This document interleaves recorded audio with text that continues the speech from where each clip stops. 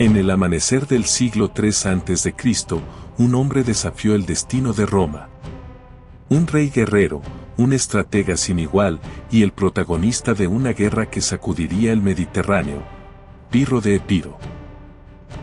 Hijo de la estirpe de Alejandro Magno, Pirro no era un rey cualquiera.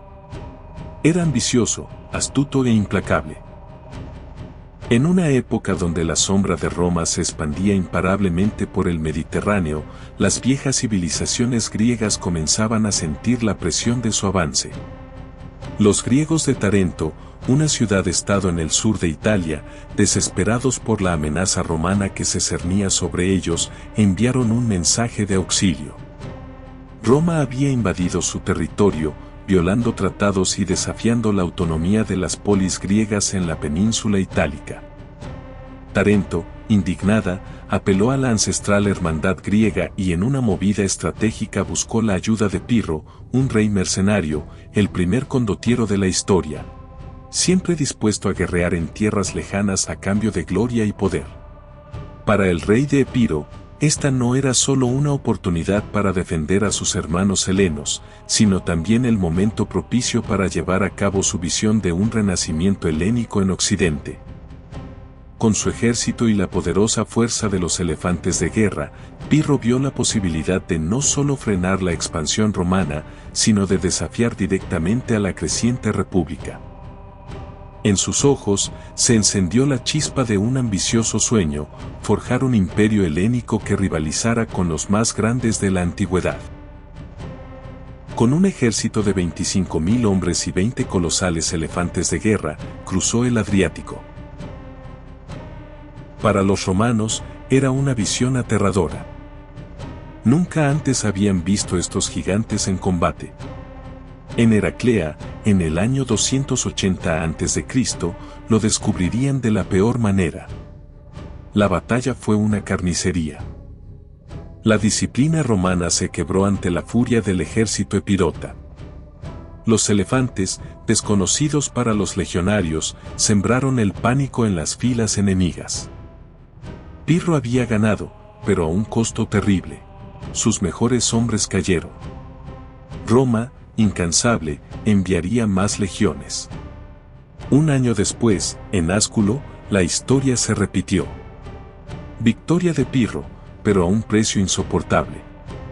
Cuando sus generales lo felicitaron, el rey murmuró la frase que inmortalizaría su nombre: otra victoria como esta, y estaré perdido. Las victorias pírricas habían nacido. Triunfos con costos tan altos que eran indistinguibles de la derrota. Pero mientras las tropas de Pirro celebraban, Roma aprendía. Sus soldados, endurecidos por la guerra, comenzaron a idear formas de enfrentar a los elefantes. Con cada batalla, su miedo se desvanecía. Pirro intentó una nueva jugada, buscó conquistas en Sicilia, luchando contra los cartagineses. Pero incluso allí, la guerra lo desgastó. Regresó a Italia para un último intento. En Benevento, los romanos finalmente lo vencieron. Esta vez, sus legiones no huyeron de los elefantes. Habían aprendido a lidiar con ellos. Pirro, el hombre que había hecho temblar a Roma, fue obligado a retirarse. Su sueño de un imperio en Occidente se desmoronaba. A pesar de su derrota en Italia, Pirro seguía siendo un rey inquieto, incapaz de conformarse con la paz.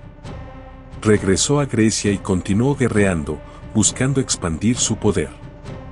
En Macedonia, aprovechó una crisis sucesoria y se apoderó del trono por un tiempo, antes de ser expulsado. Su obsesión con la conquista lo llevó finalmente a Argos, y allí encontró su fin. En medio del caos de la batalla, una anciana desde lo alto le lanzó una teja, que impactó su cabeza. Algunos relatos sugieren que tras el golpe Pirro cayó herido, pero no muerto. En ese momento, otros soldados enemigos se acercaron y lo remataron mientras estaba en el suelo, poniendo fin a la vida de uno de los más grandes generales de la antigüedad. La tragedia de su muerte, irónica y brutal, cerró el capítulo de su ambiciosa carrera. El legado de Pirro trascendió su caída. Aunque su sueño de un imperio helénico se desvaneció, su huella quedó marcada en la historia como un eco inmortal en el arte de la guerra.